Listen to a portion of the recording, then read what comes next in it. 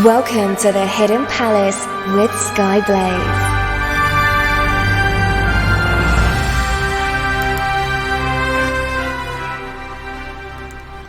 Good morning, afternoon, evening or night, wherever you are in the world. I am Skyblaze and this is the Hidden Palace here on Radio SEGA.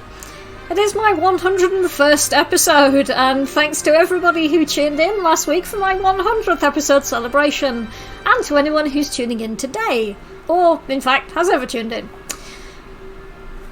Now we're going to be going on a bit of an artistic route today. When you think about various games consoles from the Master System to the Mega Drive and beyond, it's not immediately something that you would think, I can make art with this. But some people obviously did, which is the topic for today. Various games created to give budding artists a new medium to make masterpieces with. Now, starting with Art Alive, it's developed in 1991 by Western Technologies and Farsight Technologies. This game lets you make art to wow your family with, although wow might be going a bit strong, as the game has pretty limited resources available. If you're still able to make some pretty impressive works, but it will take you some time to master its quirks completely.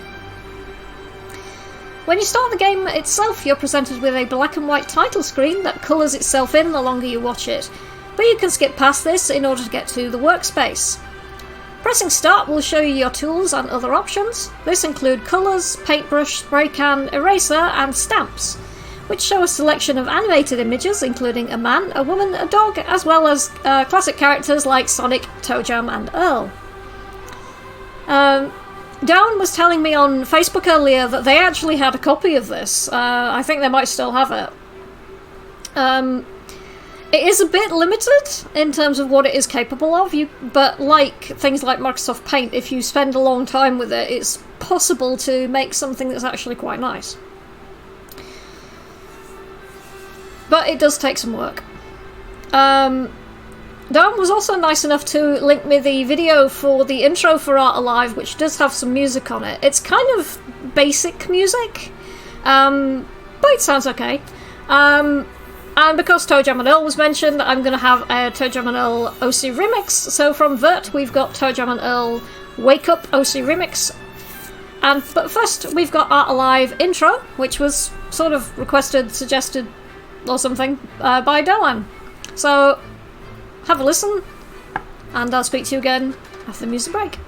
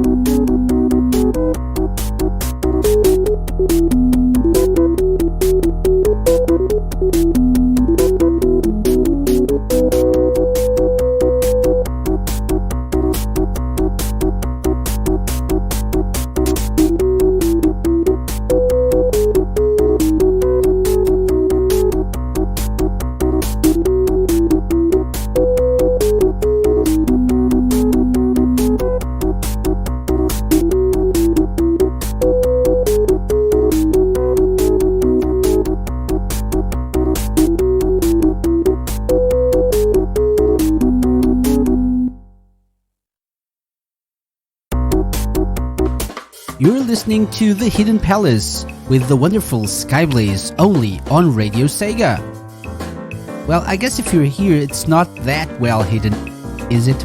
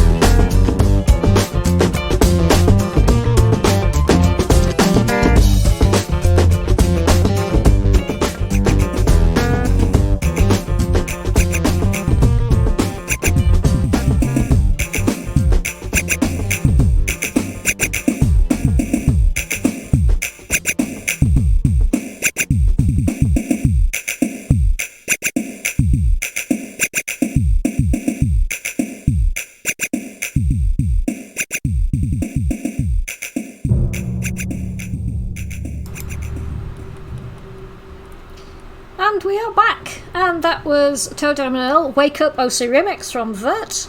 And before that we had the Art Alive intro, which was requested by Doan2300.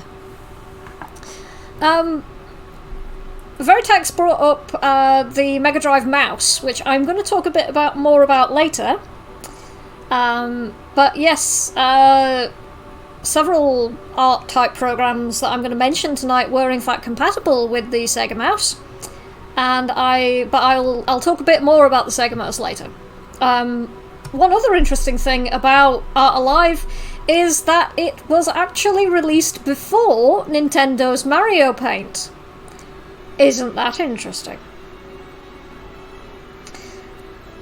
Now, next up, we've got Wacky World's Creativity Studio, which is developed by Head Games.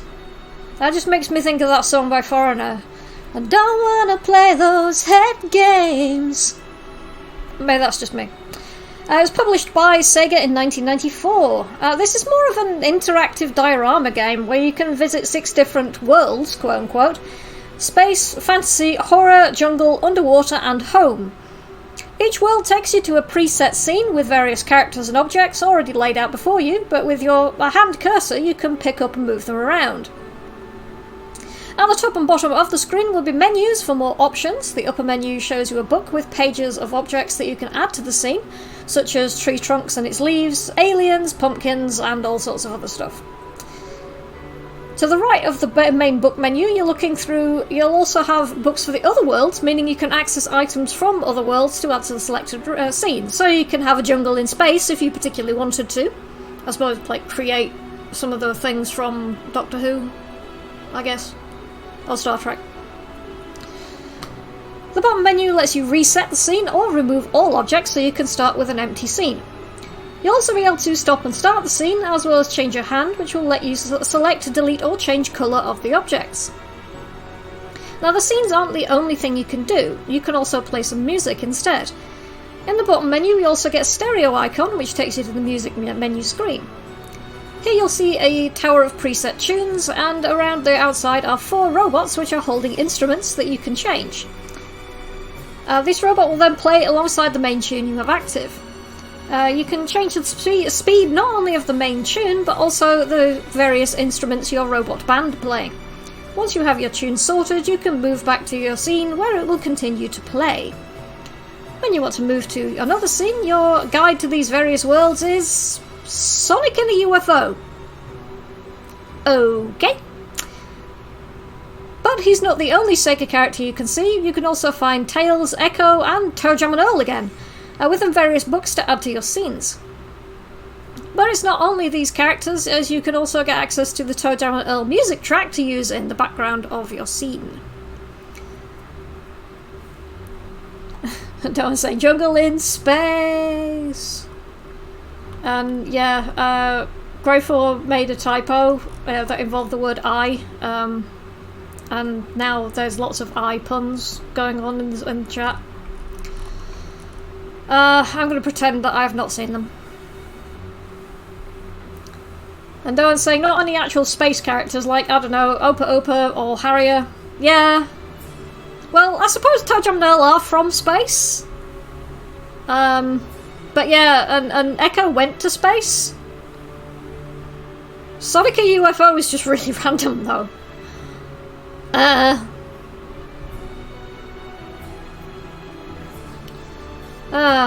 well. Yeah, Veritex has posted some pictures of the Sega Mouse. As I said, I'll talk a bit more about the Sega Mouse a bit later on. But we'll have some more music for now. So, this was requested by Electric Boogaloo. We've got Wacky World's House. It's got a different title on my screen for some reason, but hey-ho. And then after that, from Sonic CD, we've got Wacky Workbench. Nicholas was saying Sonic went to space a lot. Well, sort of. Thought it when he went to the Death Egg. Does that count? I guess it does. Depends what orbit it was in, I guess. Yeah, okay. So, let's have some music. Wacky World's House, requested by Electric Boogaloo, and then Sonic CD, Wacky Workbench. Enjoy those. It's the Wacky Workbench Bad Future, to clarify. So enjoy those, and I'll speak to you guys again after the music break.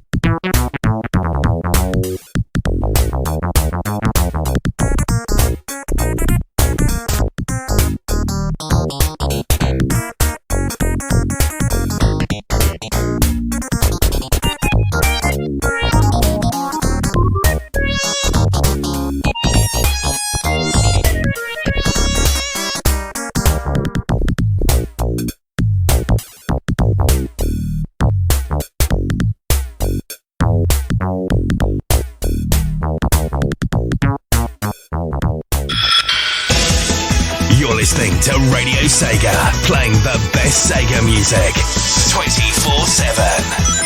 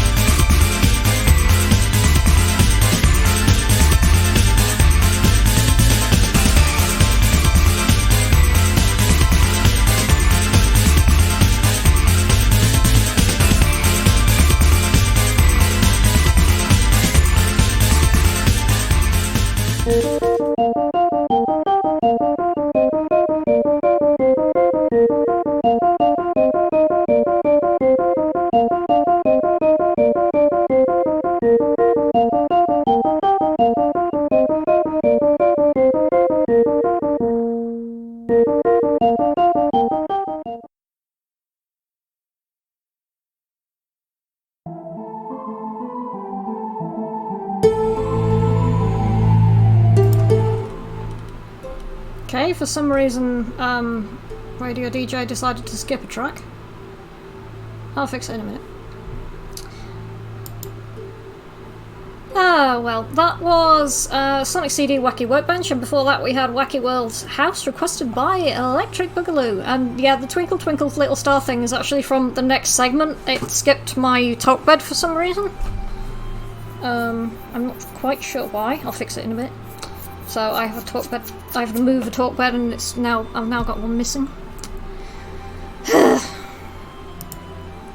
Stress.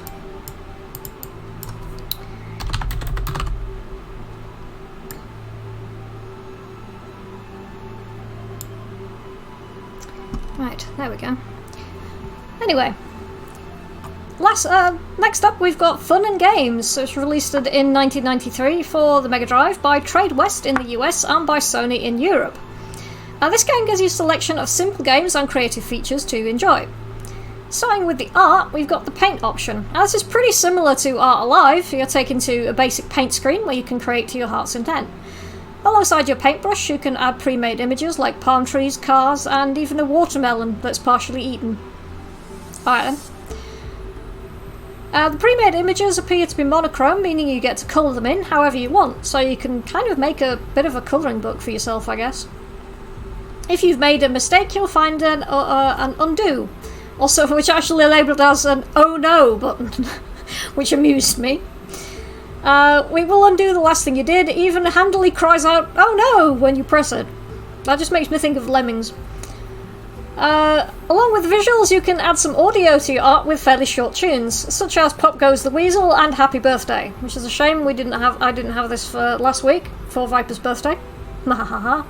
And as I accidentally played earlier, Twinkle Twinkle Little Star. This does lead us into the music option. You're shown an empty music stave line where you can place your notes. Above that are your instruments, which range from piano, guitar and drums, all the way to cat, frog and rubber duck. I mean, the ones in Mario Paint are a bit weird, but at least they have mostly have a reference to stuff in Mario, so you can kind of understand it, apart from the cat meow in Mario Paint, which is a bit weird. I'm getting off track. You also have options for playing, stopping and looping your track. It also appears you can save your track, meaning you can have the fun of treating your friends and family to your musical masterpieces. I was going to play her track from this now, but you've already heard it, so yeah, that was Twinkle Twinkle Little Star from Fun and Games.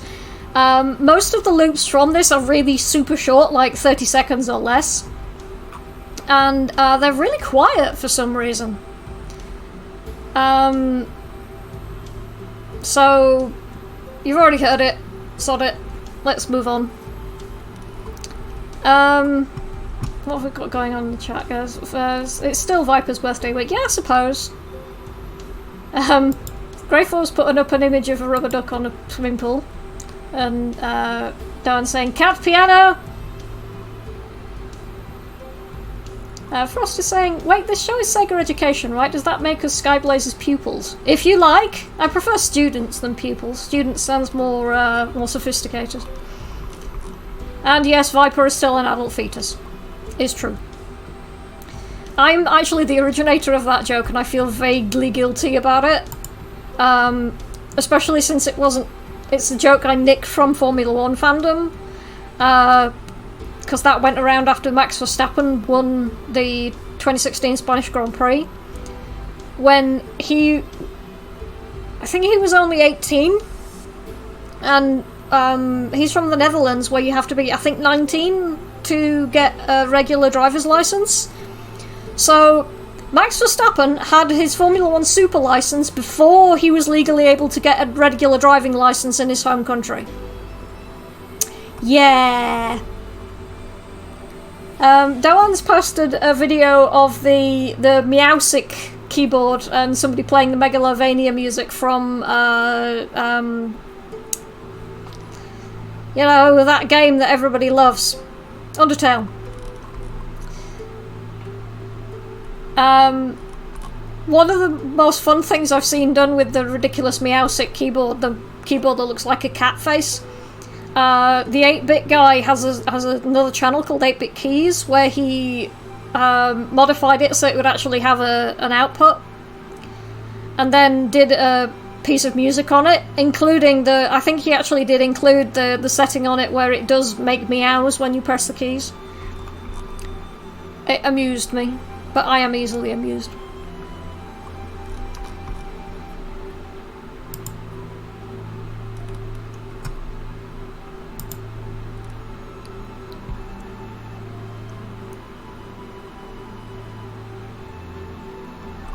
And Electric Boogaloo's posted an image of, I'm not sure if it's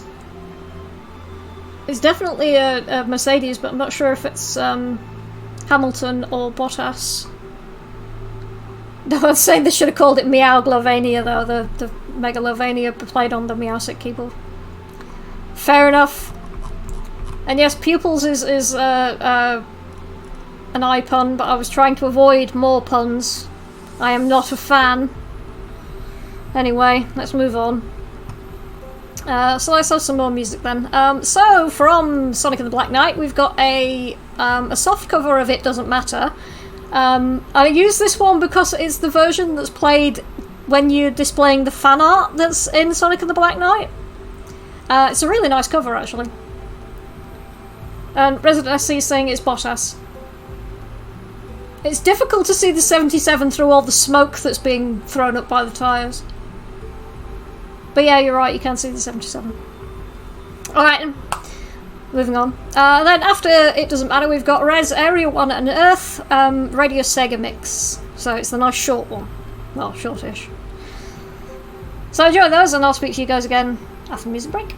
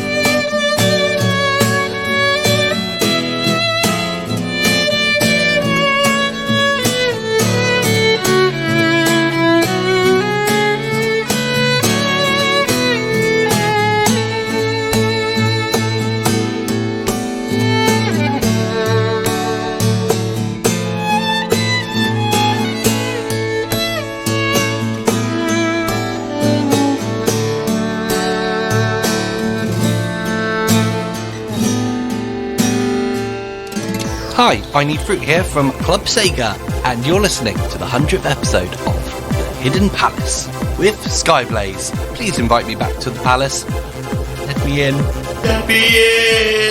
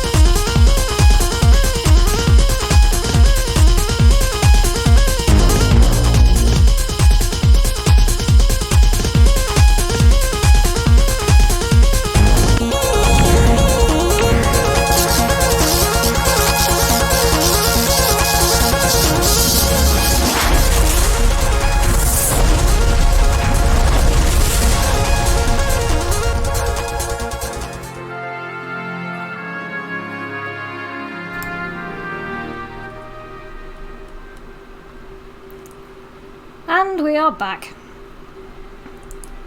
And that was Rare's Area 1 and Earth, the Radio Sega mix, so it's a bit shorter than the version that's the full version. And before that we had Sonic and the Black Knight, It Doesn't Matter fan art version. Now then, in some areas, Fun and Games was actually known by a different title. It was occasionally referred to as Style Studio. It has multiple different sections. One of which was the... Sorry, let me try that again. The Style Studio is divided up into two sections. Mix and Match, where you create some monstrous creature by selecting a head, body and legs. The options include people, animals and aliens. The second section is called Style and Stuff, where you have a model waiting for some new clothes, which you can change from various styles like caveman, spaceman, scuba diver, cook, and like quite a few others. Each time you pick a new item, you'll get a very 90s voice saying stuff like rad, whack, and wild. Because the 90s, everyone. Also included in Fun and Games is a few mini-games. These being the Mouse Maze, a Pac-Man-like game where you play as a mouse collecting cheese, avoiding cats and mouse traps, and you can transform into a dog if you collect the bone power-up. Obviously. Right? The next is Space Laser, a first-person space shooter where you have to take down enemy targets before they crash into your ship and drain your energy. And finally we have Whack-A-Clown, a whack-a-mole game where you have to hit clowns and avoid hitting the seal that's balancing a ball on its nose. Okay. But yeah, Fun and Games actually did come, in some versions of it did come with the Sega Mouse. Now, I'm going to talk a bit more about the Sega Mouse, but I will do so after the next music break. Because there's a bit of an argument about the differences between a Sega Mouse and a Mega Mouse.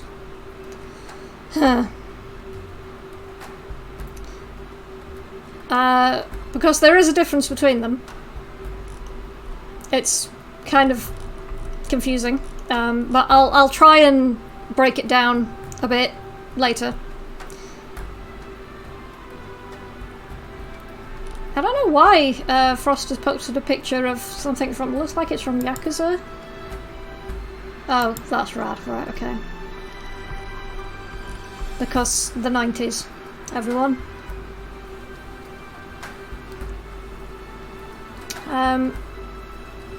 Okay, let's have some music. Because I'm probably I might run a bit short actually. That'd be fun.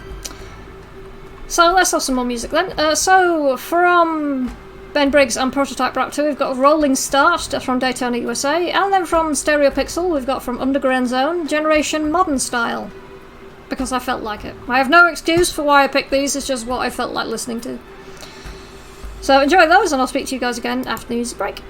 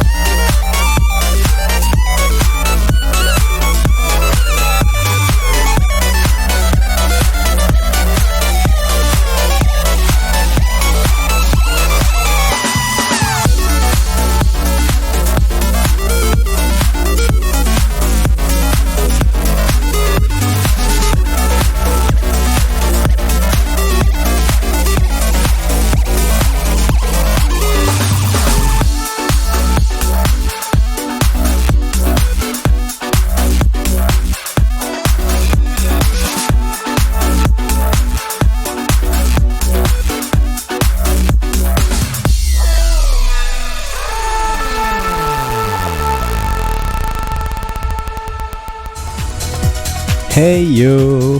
This is Rapsy here, and you are listening to the amazing Hidden Palace on Radio Sega.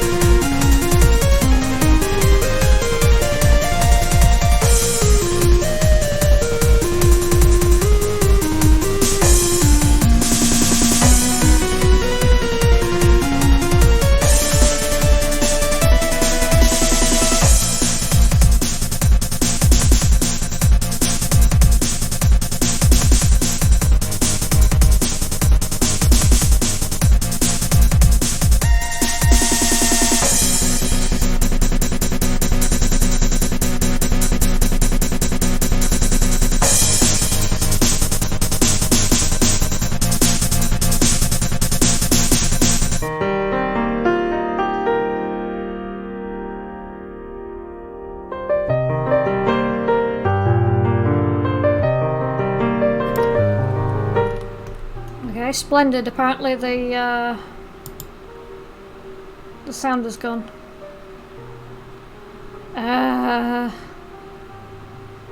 Can someone let me know when it comes back, please? Because I'm just going to loop my talkbed and talk nonsense until it comes back.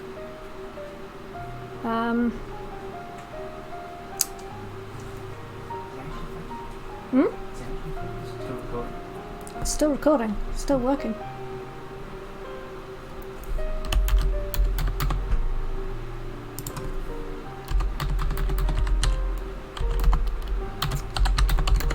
Viper, save the day, please.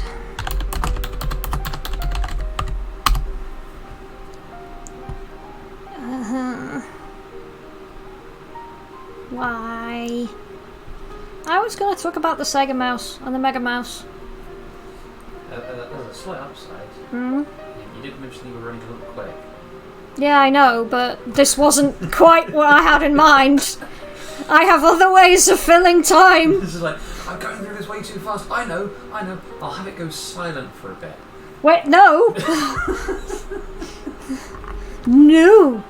No, yeah, this will get caught up and everyone get to hear us both having this discussion. It's funny. Well, that'll be entertaining. Yeah, they'll find it funny. Why is it so warm back here? Probably because there's the gateway to hell back there. Why did you leave that back here? Well, where else was I going to put it? I don't know, your side of the bed. Well, I couldn't put it in the fridge. Everything else was going to go off.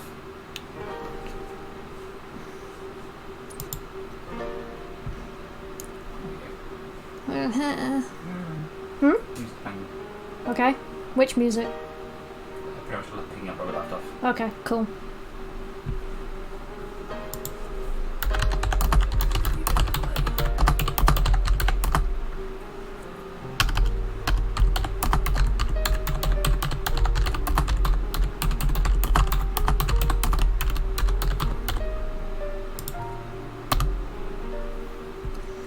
Right, I am well out of sync now apparently, but hey ho, at least we've come back. One last note about fun and games. It wasn't just brought out on the Mega Drive, there was a version on the SNES. However, the Mega Drive had the Whack-A-Clown game as an exclusive, and there were originally plans for a free throw, I can say words, basketball game, which would have also been exclusive to the Mega Drive, but sadly this was removed during development. One last bit of information about this game and Wacky Worlds. They were some of the few titles that would make use of the Mega Mouse, or Sega Mouse, the mouse peripheral which came with two variations. The Japanese and European variation had two buttons for A and B button presses. There was, however, no start button, and for some unknown reason, if you wanted to use the C button, you had to press the mouse ball in. Because that's a genius piece of design.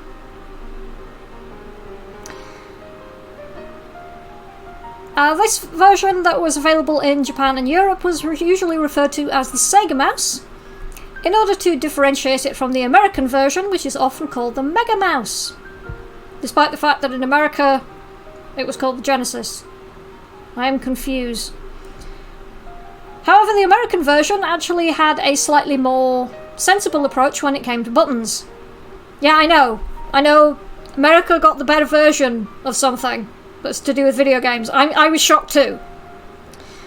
This mouse actually has three buttons, one for A, B and C, as well as adding in a start button. Each mouse when purchased would come with a Sega mouse mat as well. Although, contrary to popular belief, Art Alive, which I mentioned at the start of the show, was not actually compatible with the mouse. Either version. The conspiracy to drag out the episode is uncovered. Yeah, okay. I didn't do it on purpose. Anyway, let's have some more music then, and hope that the silence bug doesn't strike again. Because after this bit of music, I'm going to have Choo Choo Corner. So we've got World of Illusion Magician's Hall, Choo Choo Rocket Mouse Mania, and then because Mouse Mania is really, really short, we've got from Team Sonic Racing Bingo Party. Enjoy, and I'll speak to you guys again after the music break.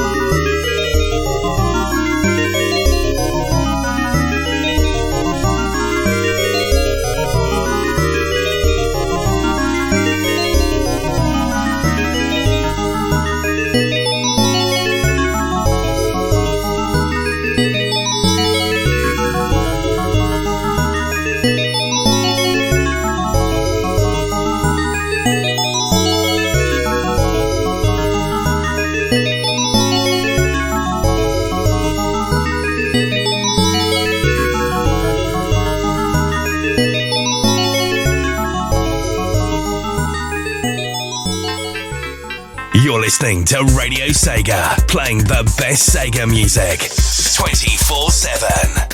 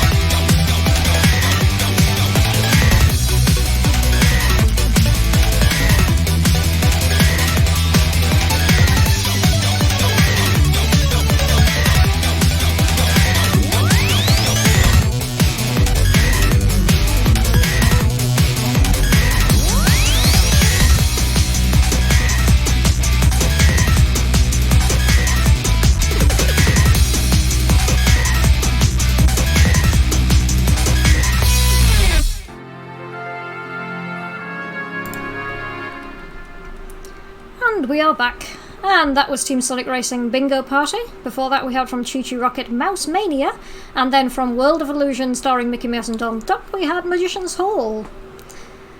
Now on to Chiptune Corner, since I am now running out of time thanks to that silence bug. I don't have a huge amount of information about the chiptune artist 8-Bit Ninjas. I do know that the artist's real name is Andy Cowley, and he is a UK-based artist who started off as a drummer in the 90s before getting involved with electronic music and chiptune, and has come to refer to the musical style of his band 8-Bit Ninjas as electroclash. So, let's have some music from 8-Bit Ninjas. I'll also put a link to the SoundCloud for the artist into the Discord chat, and I'm sure that Twinny will post it on the Twitter as well. So here is 8-Bit Ninjas with April 12th. 10th, rather. So yeah, 8-Bit Ninjas April 10th, not 12th. Enjoy, let me know what you think, and I'll be back after this break to sign off the show.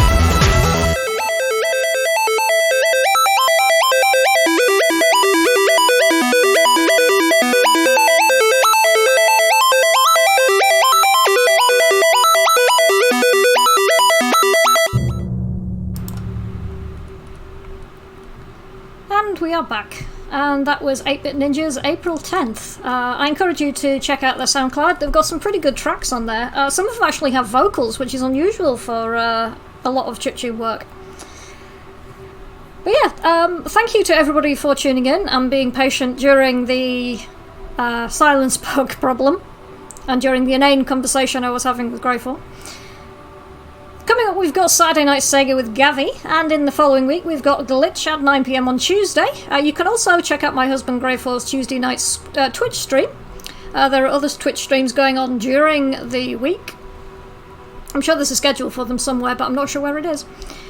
There's also Club Sega on Wednesday, Pick and Mix and Late and Live on Friday, and you can check out the radiosega.net website for full schedule details.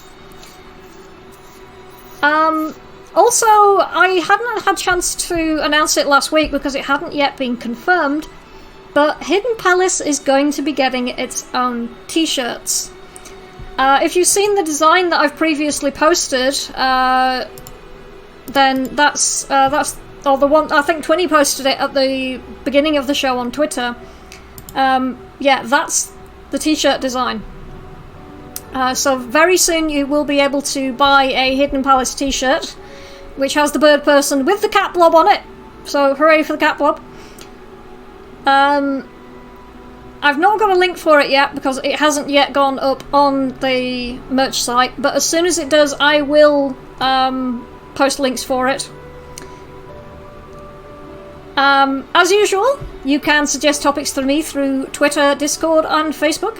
You can contact me on Twitter via as @BlazingSkies.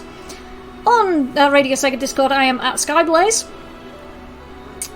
Or you can reach me through the Radio Sega Discord, Radio Sega Twitter or Facebook pages. I've been Skyblaze and this has been the Hidden Palace here on Radio Sega. We've got one last track to finish off, so from Sonic Rush we've got JJ Rocket to finish. Thanks to everybody, take care, and good night.